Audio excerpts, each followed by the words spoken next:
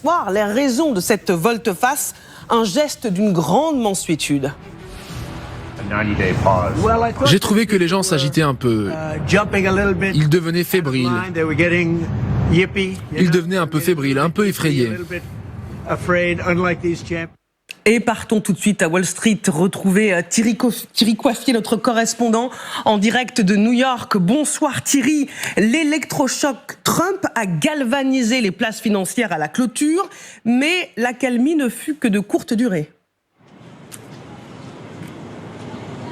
Ah, tout à fait, Marie-Aline. Ici, l'ambiance est à la méfiance parce que les principaux indices de la bourse de New York sont en baisse. Je vais vous les donner en temps réel. Le S&P 500, vous savez, qui regroupe les 500 plus grandes entreprises américaines, est en très forte baisse. Là, on va presque atteindre les 3%. Le Nasdaq dépasse, lui, une baisse de 3%, 3,5%. Donc, vous voyez, c'est quand même des baisses qui sont très conséquentes. Le Dow Jones, c'est la même chose avec moins 2,30%. Pourtant, j'allais vous dire que la matinée ici à New York avait bien commencé avec les chiffres de l'inflation du mois de mars, que les prix sont en baisse pour le mois de mars. Le président Trump s'en est d'ailleurs, il y a quelques minutes, félicité sur son réseau social.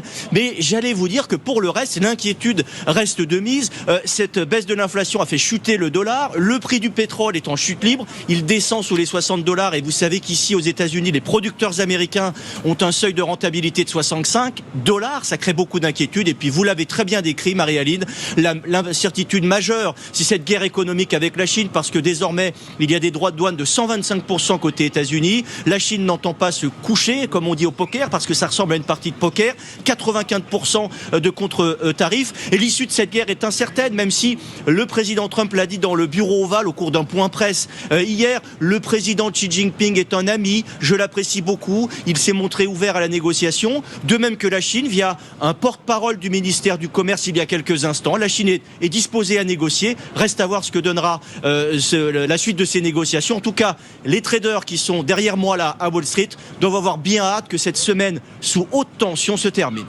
Merci beaucoup Thierry Coiffier ce soir en direct de New York, notre correspondant pour TF1 LCI. On comprend bien à la fois l'effervescence et l'inquiétude. Alors pour comprendre ce qui se joue, accueillons dans ce grand dossier ce soir Christian Saint-Etienne, bonsoir. Bonsoir. Économiste universitaire, analyste politique. Samantha de Bendern, bonsoir. Vous êtes chercheuse à la Royal Institute of International Affairs, analyste politique à la Commission européenne et ancien officier politique de l'OTAN. Et Grégory Phillips, bonsoir, rédacteur en chef international pour LCI. Je le disais, l'heure est plus que jamais à l'incertitude.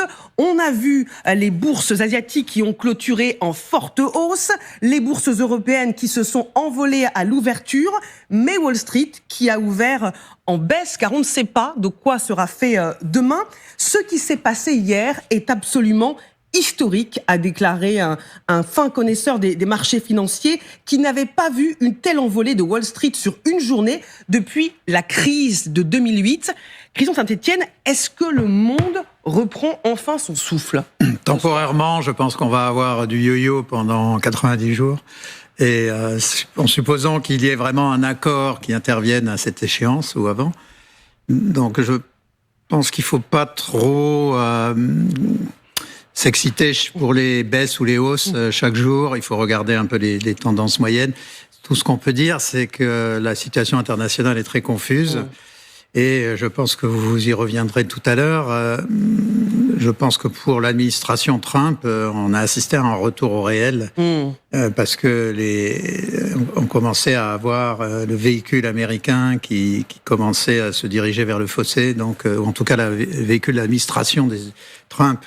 Et donc, je pense que ce qui est intéressant, c'est plutôt la corde de rappel du marché sur la politique de Trump. Oui, on va vous... Mais ce soir, on respire un peu, Samantha ? Non. Même pas. Non. Et on est là. Je vais mettre mon autre chapeau que je n'ai pas mentionné, c'est que j'ai fait 10 ans dans la finance. Je travaillais dans la banque américaine Merrill Lynch et j'ai été conseillère d'investissement financier inscrite à l'AMF ici en France. Donc j'ai géré des portefeuilles, j'ai vécu la crise de 2008 chez Merrill Lynch, donc dans une banque américaine. Donc je vais essayer de vous expliquer que mon autre chapeau, c'est que d'abord, quand les marchés se cassent la figure, c'est une vraie opportunité d'achat pour ceux qui ont de la liquidité. c'est une chose. Et donc, il y a pas mal de gens qui ont décidé, c'est le moment de se positionner sur les marchés, ça a expliqué la hausse.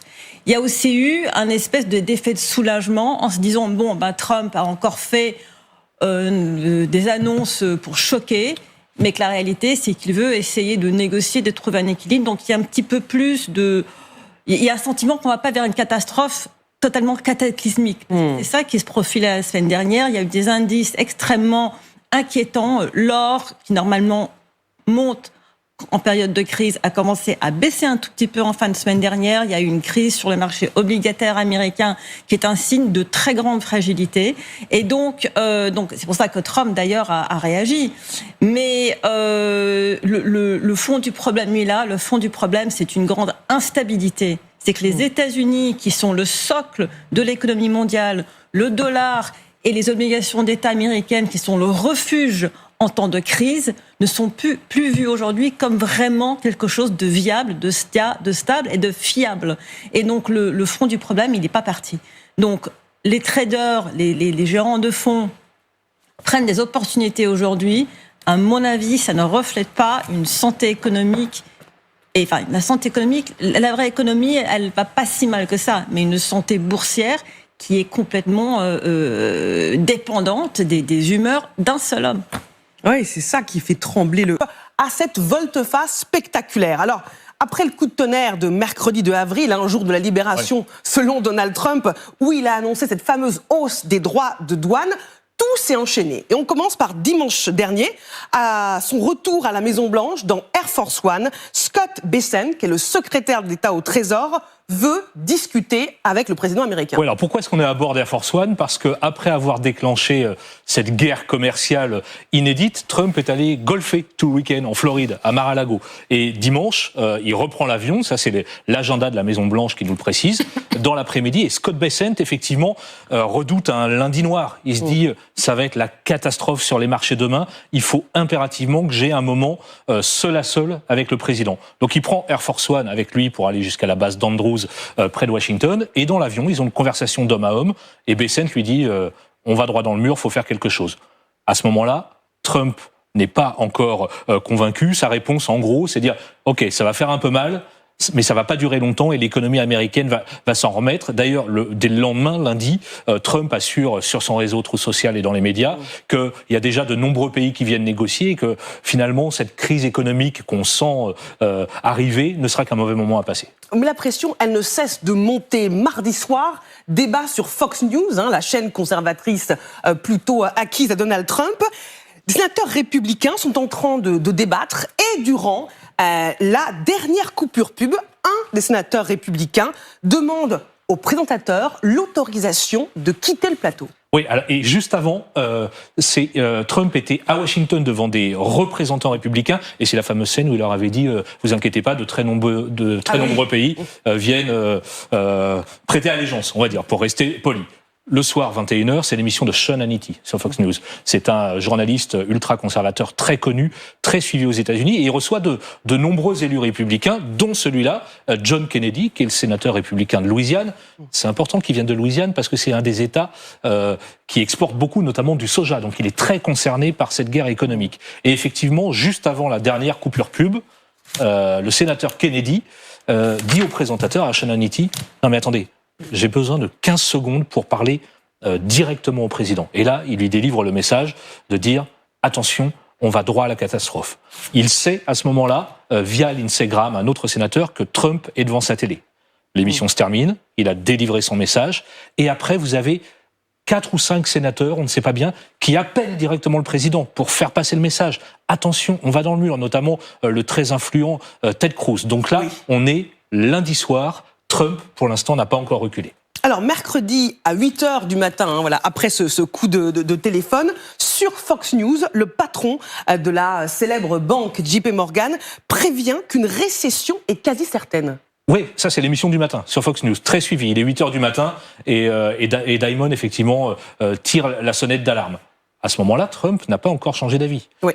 Qu'est-ce qui se passe ? À 9h37, Donald Trump publie un message sur son réseau social. « Be cool, c'est le moment d'acheter. » restez cool. On y reviendra sur ce message. On y reviendra. Dans le bureau ovale, il reçoit John Thune, qui est le patron de la majorité républicaine au Sénat. Là aussi, Thune essaie de le convaincre. Et puis il s'entretient avec la présidente de la Suisse, qui est évidemment qui est taxée à plus de 30% sur ses produits. Et là, à la mi-journée, on est donc mardi, si je ne me trompe pas, mercredi. On est mercredi, est mercredi à la mi-journée. Il rencontre 3 hommes dans le bureau ovale. Ces 3 hommes, c'est Scott Bessent, le secrétaire au Trésor, Howard Lutnick, le secrétaire au commerce qu'on voit derrière moi, puis il y a un 3e homme, Kevin Hassett, qui dirige le conseil économique. On note quelque chose. C'est Scott Bessent et Howard Lutnick. Et ensuite, Kevin Hassett. Qui n'est pas sur la photo. Ouais. On note en revanche qu'il y a un absent dans le bureau ovale. C'est Peter Navarro, le conseiller économique de Trump, dont on dit que c'est lui qui a imaginé toute cette guerre commerciale. Et là, ces hommes ont une conversation assez franche, avec une grosse inquiétude évidemment pour les bourses, mais aussi pour la dette américaine, avec ces fameux bons au trésor qui commencent à être vendus. C'est le moment, apparemment, où Trump prend sa décision. Il est 13h18 heure de Washington. Il annonce une pause de 90 jours sur les tarifs, 125% de taxation pour les Chinois. La décision tombe, évidemment, le monde entier réagit, et on note que la plupart des conseillers économiques de Trump n'étaient même pas au courant, ils l'ont appris via ce message sur le réseau social. Comme le reste du monde. Très intéressant, Grégory Phillips. Prison Saint-Étienne. Marché très compliqué. Donald Trump, à faire ce rétro-pédalage inattendu, en tout cas par son ampleur, c'est aussi la menace sur la dette américaine, le cauchemar du président américain. Écoutons-le. Je surveillais le marché des obligations, c'est un marché très compliqué. Mais si vous le regardez maintenant, il se porte très bien. Le marché des obligations se porte très bien en ce moment. Mais oui, j'ai vu hier soir que les gens étaient un peu nerveux. Oui, hier, avant d'annoncer la suspension des surtaxes douanières qui a provoqué la remontée des cours boursiers, Donald Trump s'en est même félicité dans le bureau ovale en parlant de Charles Schwab Corporation, une maison de courtage en bourse. Regardez. Voici Charles Schwab. Ce n'est pas seulement une entreprise, c'est en fait un individu. Et il a gagné 2,5 milliards de dollars aujourd'hui. Et lui là-bas, il en gagne 900 millions.